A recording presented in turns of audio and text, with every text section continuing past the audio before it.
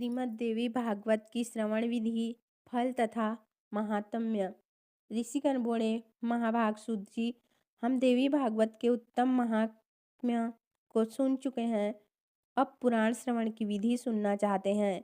सूत जी कहते हैं, मुनिगणों, विद्वान पुरुष को चाहिए कि सर्वप्रथम ज्योतिषी को बुलाकर उससे मुहूर्त पूछें।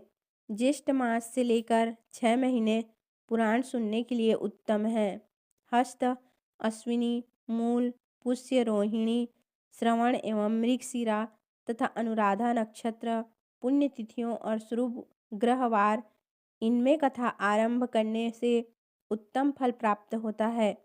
भगवती जगदम्बिका को प्रसन्न करने के लिए 4 नवरात्रों में इसका श्रवण करना चाहिए। इसके सिवाय अन्य महीनों में भी इसे सुना जा सकता है, परंतु तब भी तिथि, नक्षत्र और दिन के संबंध में विचार करना परम आवश्यक है। विवाह आदि यज्ञों में जैसी सामग्री आवश्यक होती है, वैसे ही सामग्री इस नवाह यज्ञ में भी एकत्रित करने का प्रयत्न करें। दंभ और लोभ से रहित अनेक सहायक विद्वान रहने चाहिए। कथा स्थल विस्तृत हो, उसे गोबर से लीप देना चाहिए। वहाँ सुंदर मंडप बनाए, केले के खम्भ लगाए जाएं, ऊपर चांदनी लगा दी जाए, ध्वजा और पताकाओं से मंडप की सजावट होनी चाहिए। कथावाचक के लिए दिव्य आसन बनाएं। यत्नपूर्वक ऐसा आसन बनावें कि वक्ता पूर्व अथवा उत्तर की ओर मुख करके कथा बाँच सके। कथा आरंभ होने के पहले ही दिन वक्ता और श्रोतागण क्षौर कर्म करा लें। श्रीमद् देवी भागवत की कथा सुनने का अधिकारी बनने के लिए गोदान करना चाहिए। कथा की निर्विघ्न समाप्ति के लिए 5 ब्राह्मणों का वर्ण करें। वे ब्राह्मण नवार्ण मंत्र का जप और दुर्गा सप्तशती का पाठ करें। प्रदक्षिणा और नमस्कार करने के पश्चात भगवती की यूं स्तुति करनी चाहिए।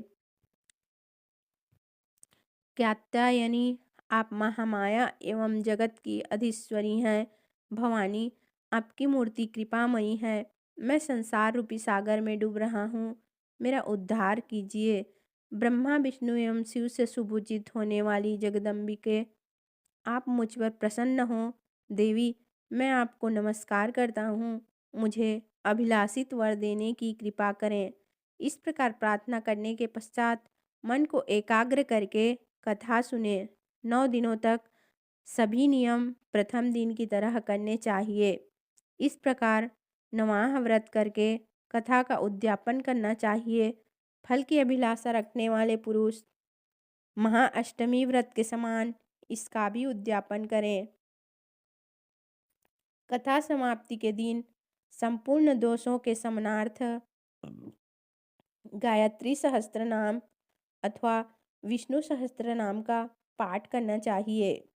देवी में भक्ति रखने वाला पुरुष सुहागिनी स्त्रियों को और कुमारी कन्याओं को भोजन कराएं और उन्हें दक्षिणा देकर अपने कार्य की सिद्ध होने के लिए उनसे प्रार्थना करें। स्वर्ण, दूध देने वाली गाय, हाथी, घोड़े तथा पृथ्वी आदि का भी दान देना चाहिए। इस दान का अक्षय फल होता है। श्रीमद् देवी भागवत रेशमी वस्त्र के वेष्टन में लपेटकर स्वर्ण के सिंहासन पर रखें और अष्टमी अथवा नवमी के दिन कथावाचक की पूजा करके उन्हें दे दें। ऐसा करने से वह पुरुष इस लोक में भोगों को भोगकर अंत में दुर्लभ मुक्ति पा जाता है। हे मुनियों, श्रीमद् देवी भागवत के आधे श्लोक अथवा आधे पाद का भी श्रवण पठन करने वाला पुरुष परम पद का अधिकारी हो जाता है। स्वयं भगवती जगदम्बिका के श्रीमुख से आधा श्लोक ही निकला। तत्पश्चात शिष्य परंपरा से उसी का इतना विस्तृत देवी भागवत तैयार हो गया।